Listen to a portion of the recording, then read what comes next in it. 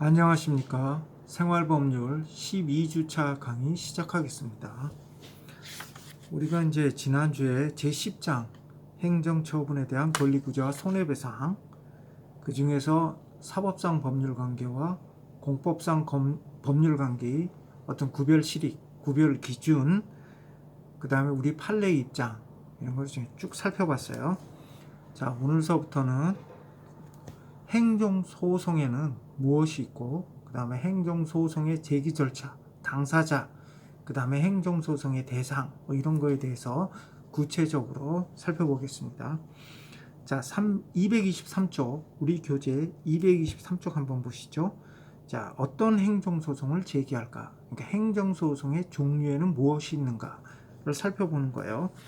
행정소송의 종류에는 크게 항고소송, 그 다음 장 넘겨보시면 당사자 소송, 기관 소송, 민중 소송, 이렇게 크게 네 가지가 있어요. 자, 그런데 이 중에서 이제 우리가 행정소송이라고 하면 주로 항고소송, 당사자 소송을 얘기하고요. 기관소송이나 민중소송 같은 경우에는 좀 예외적이에요. 그래서 우리가 이제 행정법 공부할 때도 주로 항고소송에 관해서 좀 자세히 살펴보고요. 그 다음은 이제 당사소송에 대해서 살펴보고, 기관소송이나 민중소송에 대해서는 우리 행정법 영역에서는 그렇게 비중을 두지는 않아요. 기관소송이나 민중소송은 오히려 헌법 쪽에서 많이 살펴보고 있죠. 그래서 한번 살펴보면요. 항고소송은 그 행정청이 한 행정처분의 효력을 다투는 소송이에요.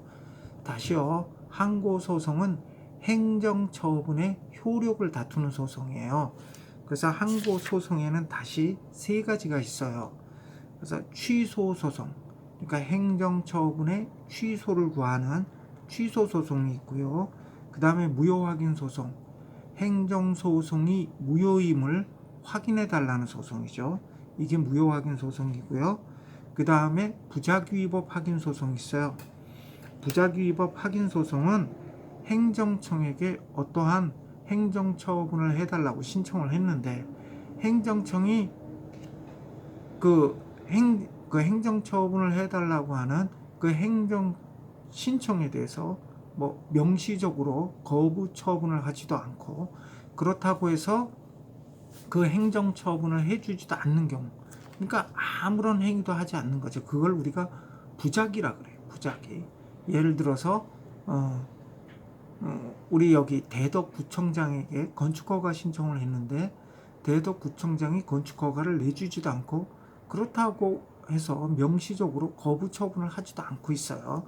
이런 경우를 우리가 이제 부작위라 그러고, 이와 같은 부작위가 위법함을 확인해 주세요 라고 해서 제기하는 항고소송이 부작위위법 확인소송이에요. 그러니까 항고소송에는 이제 세 가지가 있죠. 첫째, 취소소송, 둘째, 무효확인소송, 셋째, 부작위위법 확인소송이 있어요. 그런데 여기 보면 이제 취소가 있고 무효가 있단 말이죠. 그럼 취소가 뭐고 무효가 뭐냐 이거죠. 내가 이 취소와 무효의 차이점에 대해서는 앞선 아마 제1장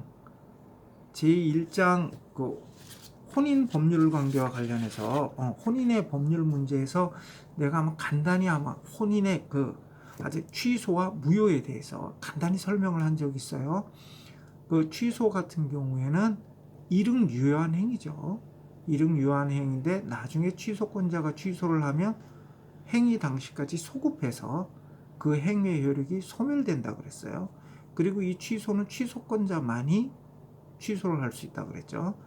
그 무효는 뭐라 그랬죠? 무효는 처음부터 효력이 없는 거라 그랬어요. 처음부터 효력이 없어요. 그리고 누구나 주장할 수 있어요. 그리고 무효를 주장하는데 시기적인 제한이 없어요. 취소 같은 경우에는 취소권자만 취소할 수 있고, 그리고 이때 취소권을 행사하는 기간이 정해져 있다 그랬죠. 이렇게 취소와 무효가 구별된다고 했는데, 이와 같은 이론은 우리 행정법 영역에도 그대로 타당해요. 그래서 행정법 영역에서도 이 행정처분을 취소한다는 얘기는 이렇게 취소 판결이 내려지면 그 행정처분의 효력이 소급해서 이제 소멸하게 되고요. 이 무효확인 소송은 행정처분이 처음부터 효력이 없었음을 확인해 달라는 소송이죠. 어? 처음부터 효력이 없었음. 무효는 처음부터 원래 효력이 없는 거잖아요. 그래서 그런데 이때 그러면 행정처분이 어떤 경우 취소가 되고 어떤 경우 무효가 되느냐, 이 구별 기준이 또 문제가 되는데요.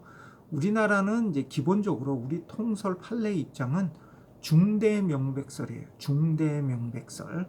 그래서 행정처분에 존재하는 하자가 중대하고 명백한 경우, 중대하고 명백한 경우, 그러니까 and예요. and, 중대하거나 명백한 경우가 아니고 중대하고 또 명백해야 돼요. 그래서 행정처분에 존재하는 하자가 중대하고 명백한 경우에는 그런 경우 행정처분의 효력은 무효가 되고요. 그렇지 않은 경우, 예를 들어 행정처분에 존재하는 하자가 중대한데 명백하지 않다든지, 또는 명백한데 중대하지 않다든지, 이런 경우에는 이제 취소할 수 있는 그런 행정행위로 보죠. 근데 행정처분에 존재하는 하자가 중대 명백한 경우는 오히려 예외적이죠. 그죠? 우리가 이제 행정처분이라는 게 이제 행정청이 하게 되는데, 행정청에서 어떤 행정처분을 할 때 그냥 뭐 임의로 그냥 막 하는 게 아니에요. 어떤 행정처분을 하려면 나름 그 안에 이렇게 단계적인 절차를 거쳐서 이제 최종 결정을 하고 그 다음에 대외적으로 행정처분을 하죠. 그러니까 행정처분에 중대하고 명백한 하자가 존재하는 경우는 아주 예외적이죠. 그러니까 행정처분에 어떤 하자가 있을 때 취소할 수 있는 하자가 있는 경우가 일반적이죠.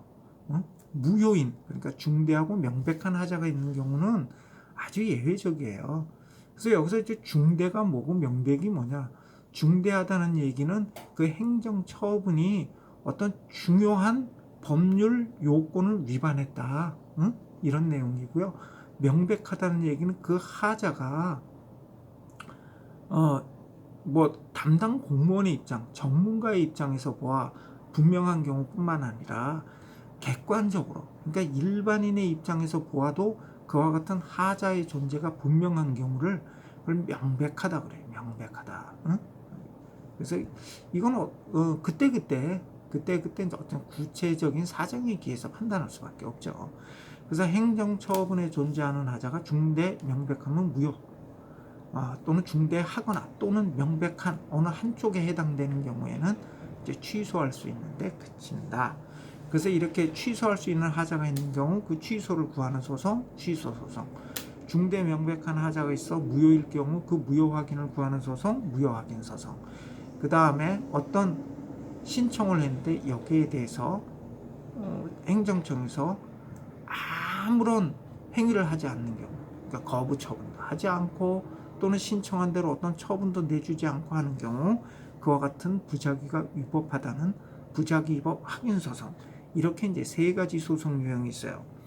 근데 여러분들 한번 생각을 해보세요. 만약 대덕구청장에게 내가 지금 건축허가 신청을 했어요.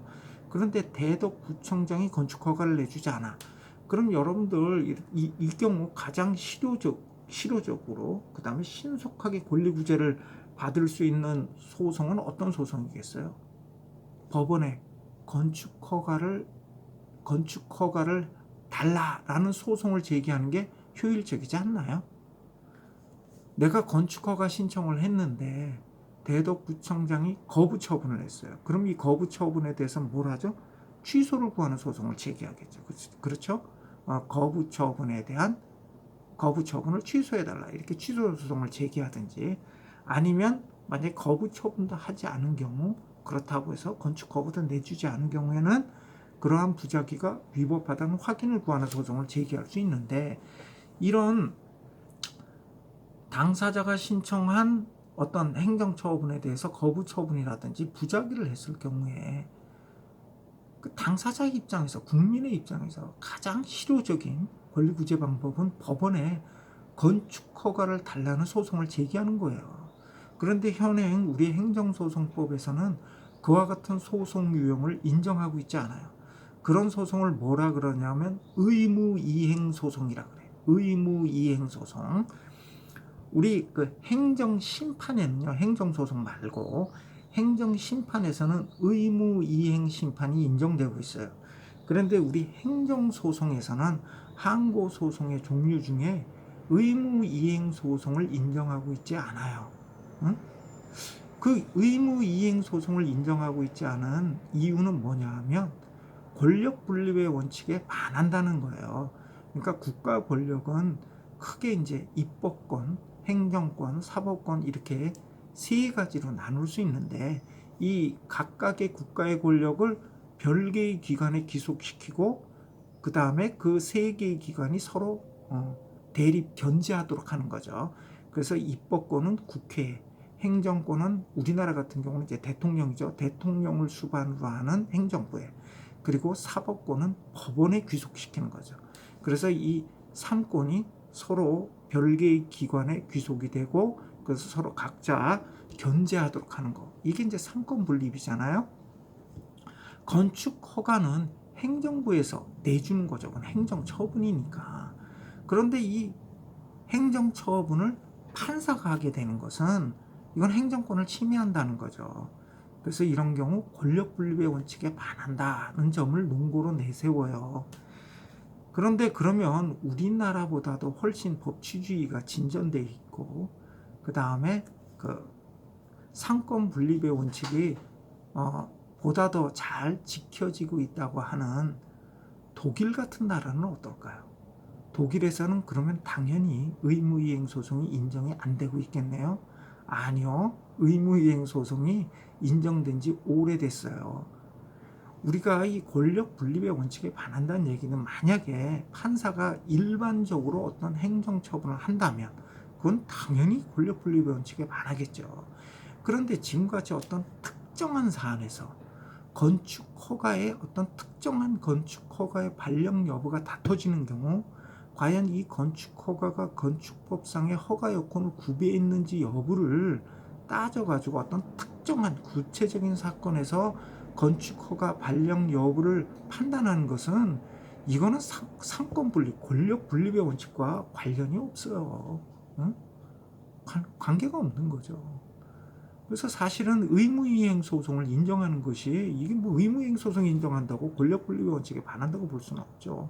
만약에 판사가 그냥 일반적으로 그냥 건축 허가를 발령한다 이러면 그건 문제가 있겠지만 그 분쟁의 대상이 된 특정한 사건에 있어서의 그 건축 허가 발령 여부를 건축법상 그 건축 허가 요건에 비추어서 적법 여부를 판단하는 건 잘못된 게 아니죠. 그래서 의무이행 소송을 도입하자 이런 논의가 아주 예전서부터 있었어요. 아주 예전 수십 년 전서부터 있었어요. 그리고 가장 최근에는 여태까지는 이제 법무부에서 반대를 했어요. 법무부하고 그 행정부처에서 이 의무이행 소송 도입에 대해서 반대 의견을 냈었죠. 그런데 이제 지난번 20대 국회 말고 그 전에 19대 국회인가요? 박근혜 대통령 그때 이제 문제됐었을 때 그때 그 행정소송법 개정안이 마련돼서 국회에 상정이 됐었는데 그때 법무부에서 그 의무이행 소송을 인정하는 행정소송법 개정안에 대해서 찬성하는 입장을 선회했었어요. 그런데 이게 뭐 어떻게 하다 보니까 국회를 통과를 못했어요. 그래가지고 지금 아주 힘들게 의무이행 소송이 도입된 행정소송법 개정안이 통과될 것으로 다 기대를 했었는데 통과가 못됐어요. 그래서 좀 하루빨리 행정소송법 개정안이 다시 마련돼서 의무이행 소송 제도를 명시적으로 좀 인정을 했으면 좋겠어요. 응? 그러니까 어떻게 보면 굉장히 우회적인 권리구제 방법 아니에요? 거부 처분을 취소하라. 거부 처분 취소하면 뭐 할 거야?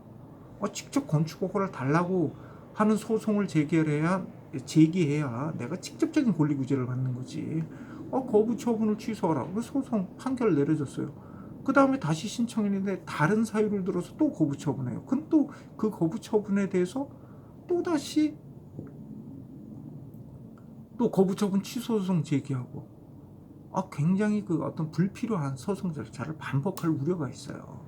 그래서 의무이행 소송 제도가 하루빨리 도입됐으면 좋겠어요. 근데 현행 법상으로는 의무이행 소송 제도가 인정되고 있지 않아요. 지금은 취소 소송, 무효 확인 소송, 부작위 위법 확인 소송만 인정되고 있다. 다음에 이제 당사자 소송이라는 게 있어요. 이 당사자 소송이라는 게 뭐냐면 어떤 공법상 법률 관계의 일방 당사자가 타방 당사자를 상대방으로 하는 소송이에요. 그래서 당사자 소송의 내용은 대체적으로 어떤 행정 주체, 그러니까 국가나 지방자치단체를 상대로 해서 뭐 물건의 인도를 구한다든지 금전의 지급을 구하는 소송이 이 당사자 소송에 해당돼요. 아까 항고 소송하고 다르죠. 아까 항고 소송 같은 경우에는 행정처분의 효력을 다투는 소송이잖아. 예를 들어서 내가 3개월 영업정지 처분을 받았다. 그럼 3개월 영업정지 처분을 취소해 주세요. 이렇게 행정처분을 대상으로 그 효력을 다투는 소송이 항고 소송이었고요. 당사자 소송 같은 경우는 예를 들어 국가를 상대로 뭐 1,000만 원을 뭐 지급해달라 뭐 이런 소송이에요. 또는 국가가 무단 점유하고 있는 내 땅을 돌려달라 뭐 이런 소송들이 이제 당사자 소송에 해당이 되죠. 그런데 안타깝게도 우리 그 판례는요, 당사자 소송의 범위를 굉장히 좁게 보고 있어요. 우리 판례는 예를 들어서 국가나 지방자치단체를 상대로 해서 만약 국가나 지방자치단체에 있는 공무원이 직무를 집행함에 있어서 위법한 행위로 국민에게 어떤 손해를 끼쳤어요. 이렇게 되면 이제 그 손해를 입은 국민은 국가나 지방자치단체를 상대로 해서 손해배상 청구 소송을 제기할 수 있거든요. 이걸 이제 이른바 뭐 국가배상 청구 소송이라고 하는데요. 왜냐하면 국가배상 책임법에 근거해서 제기되는 소송이니까. 이런 국가배상 청구 소송을 우리 판례는 민사소송으로 봐요. 민사소송으로. 그 다음에 예를 들어서 내가 소득세 1억 원 부가처분이 있어서 내가 1억 원 소득세를 납부를 하고 그 다음에 그 소득세 부가처분의 취소를 구하는 소송을 제기해서 내가 승소를 했어요. 그 다음에 국가를 상대로 내가 납부한 그 세금을 돌려주세요, 이런 과원업 세금의 반환을 구하는 소송도 우리 판례는 민사소송으로 보고 있어요. 그래서 우리 판례는 그 근거를 단순히 물건의 인도를 구한다든지 금전의 지급을 구하는 것은 사법상 청구권을, 사법상 권리를 행사하는 것이다, 이렇게 보고 있어요. 근데 이건 좀 무리한 해석이죠. 왜냐하면 공법상 법률 관계에 기한 물건의 인도를 구한다든지 금전의 지급을 구하는 것은 이건 엄연히 공법 관계죠. 그럼 당연히 당사자 소송으로 가야 되는 거예요. 그런데 우리 판례는 거의 궤변에 가까운 이상한 법 논리를 사용을 해서 이걸 당사자 소송이 아닌 민사 소송으로 보고 있어요. 그러다 보니까 우리 실무에서는요, 당사자 소송이 예를 들어서 법률에 명시적으로 당사자 소송이 된다라는 근거 조항이 없으면 다 민사 소송으로 가거든요. 그러니까 당사자 소송이 형해화됐다. 그러니까 거의 뭐 껍데기 뼈다구만 남았다 이거예요. 형해화됐다 이렇게 얘기를 하죠. 거의 사문화돼 버렸어요. 참 안타까운 일이죠. 우리가 지금 공법과 사법을 구별하는 이원적 법 체계를 취하고 있는데, 그렇다면 당연히 공법상 법률 관계에 관한 소송은 행정소송으로 가야 되고 사법상 법률 관계에 관한 소송은 민사소송으로 가야 되죠. 아니 국가배상 청구권을 행사하는 거, 과언업 세금의 반환을 구하는 거, 이거 당연히 공법상 권리죠. 그러니까 당사자 소송으로 가는 게 맞는데 우리 판례는 민사소송의 대상으로 된다, 이렇게 보고 있어요. 안타까운 일이죠. 다음에 기관소송. 기관소송은 우리 행정법에서는 그다지 관심의 대상은 아닌데요.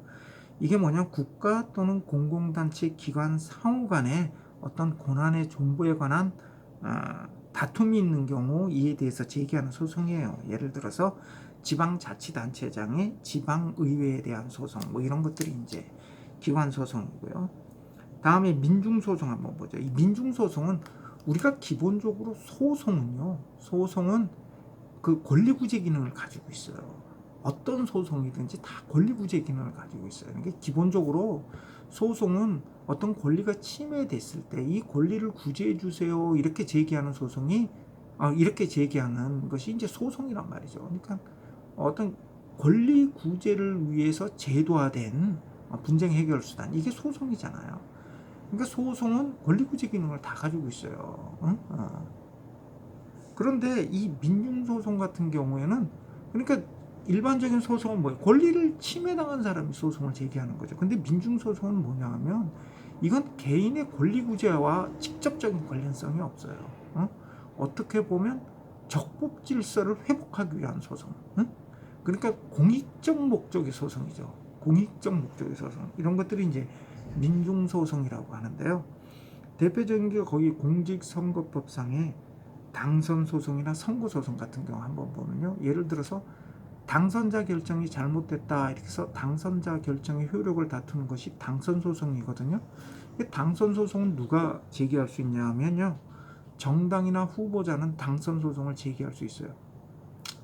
예를 들어 어떤 지역구에 국회의원 선거가 있었는데 이 후보자가 A, B, C 3명이 있었다 그래요. 그럼 자, A가 다수 득표를 얻어서 이제 당선자로 결정이 됐어요.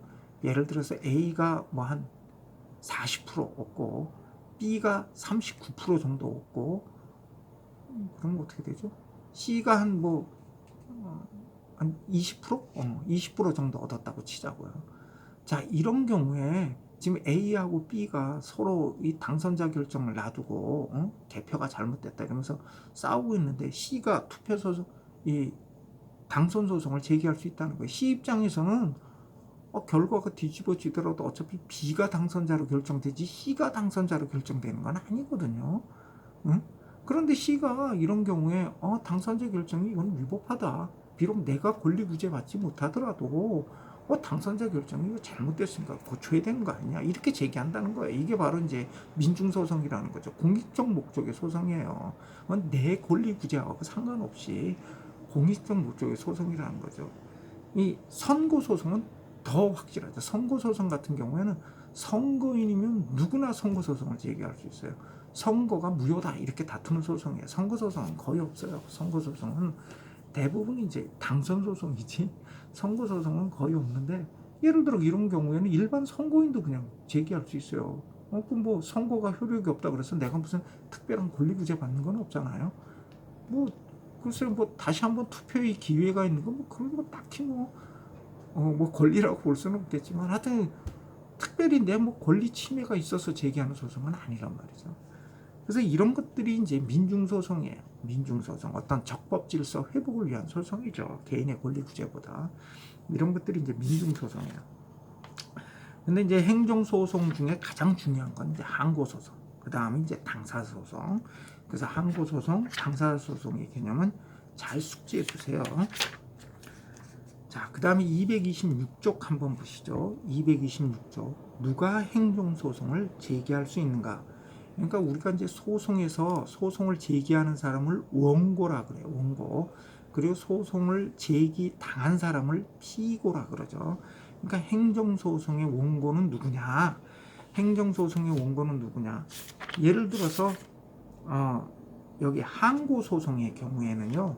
누가 항고소송을 제기할 수 있느냐? 거기 226쪽에 두 번째 단락 한번 보세요. 취소 소송은 행정청에 위법한 처분의 취소를 구할 법률상 이익이 있는 자가 원고 적격을 합니다. 근데 이 내용이 이제 무효 확인이나 이런 데도 다 똑같아요. 그러니까 행정처분의 효력을 다툴 법률상 이익이 있는 사람이 뭘 제기할 수 있어? 항고소송을 제기할 수 있어. 행정처분의 효력을 다툴 법률상 이익이 있는 자. 그러니까 이 항고소송에 있어서 누가 원고가 되느냐? 이게 법률상 이익이 있는 자. 행정처분의 효력을 다툴 법률상 이익이 있는 자가 이 항고소송의 원고가 된다 이거예요. 뭐 일반적으로 행정처분의 상대방은 이와 같은 법률상 이익을 다 가지고 있죠. 예를 들어 3개월 영업정지 처분을 받은 사람은 당연히 3개월 영업정지 처분의 취소를 구할 원고 적격이 있죠. 원고가 될 수가 있어요. 그 다음에 당사소송은 어떻게 되죠? 당사소송은 이제 공법상 법률관계의 일방 당사자가 소송이 되는 건데, 이때 누가 원고가 되느냐라는 문제는 이 당사소송하고 민사소송이 사실은 소송 구조가 굉장히 유사해요. 항고소송은 완전히 다르죠. 항고소송 같은 경우는 뭐 완전, 왜냐면 대상 자체가 다르잖아요. 행정처분의 효력을 다투는 소송이니까. 근데 이제 당사소송 같은 경우에는 민사소송하고 비슷해요. 그래서 민사소송에서와 마찬가지로 민사소송법에 일반적인 어떤 당사 적격이라든지 이런 게 이제 준용이 되죠. 그런데 이제 그 항고소송 같은 경우는 이제 민사소송하고 완전히 그 구조라든지 이런 게 다르기 때문에 주로 이제 항고소송에 대해서는 우리 행정소송법에 별도의 이런 규정을 두고 있는 거예요. 법률상 이익이 있는 자. 그래서 그럼 여기서 말하는 법률상 이익이 뭐냐? 법에 의해 보호되는 이익이죠. 그러니까 법에 의해 보호되는 이익이 침해된 사람이 이런 항고소송을 제기할 원고가 될 수 있다 이거예요. 그럼 이때 법에 의해 보호되는 이익이 뭐냐? 법에 의해 보호되는 이익. 우리 이제 통설 판례는요, 여기 법률상 이익을 좀 좁게 봐요. 그래서 우리가 보통 이제 어떤 행정 처분을 하려면 행정 처분은 그 근거 법령이 있어야 돼요. 법치 행정의 원리, 행정의 법률 적합성의 원리, 원칙, 이게 다 같은 말이거든요. 법치 행정의 원리에 의해서 어떤 행정 처분을 할 때는 근거 법률이 있어야 돼요. 근거 법률. 그래서 여기 법률상 이익이란 게 뭐냐면 그 근거 법률에 의해서 직접적, 구체적으로 보호되는 이익이 있어야 된다. 이런 의미로 해석을 해요. 그런데 이 법률상 이익을 좀 넓게 보시는 분은 아니 왜 그걸 갖다가 그 어떤 개별 행정처분의 근거 법률로 한정하냐 이거죠. 예를 들어서 뭐 헌법상 권리가 침해됐다든지 아니면 다른 법률에 의한 권리가 침해됐어도 그것도 법에 의해 보호되는 이익 아니냐. 그런 경우에도 법률상 이익이 침해된 것으로 보고 행정소송을 제기할 수 있어야 그게 옳지 않냐. 이렇게 이제 주장하시는 견해도 있죠. 나도 후자의 입장이에요. 그런데 우리 통설 판례는 그 행정처분의 근거 법률에 의해서 직접적 구체적으로 보호되는 이익을 여기에 법률상 이익으로 해석을 하고 있어요. 그래서 226종 맨 밑에 줄 한번 보시죠. 226종 맨 밑에 줄 보면 법률상 이익이란 법률이 개인을 위하여 보호하고 있는 직접적이고 구체적인 이익을 의미한다. 그런데 227쪽에 두 번째 단락 한번 보실까요? 227쪽에 두 번째 단락 한번 보시면 거기 반사적 이익이라는 게 있어요. 이거 법률상 이익하고 반사적 이익은 어떻게 다르냐 하면, 자, 법률상 이익은 물론 그 법률의 의미에 대해서 통설 판례는 그 행정처분의 근거 법률로 좁게 보지만 뭐 일반적으로 갖다 법률이라고 보고요. 그러니까 법률에 의해서 직접적 구체적으로 보호되는 이익이 법률상 이익이잖아요. 근데 반사적 이익은 뭐냐면 법률에 의해서 직접적 구체적으로 보호되는 이익이 아니에요.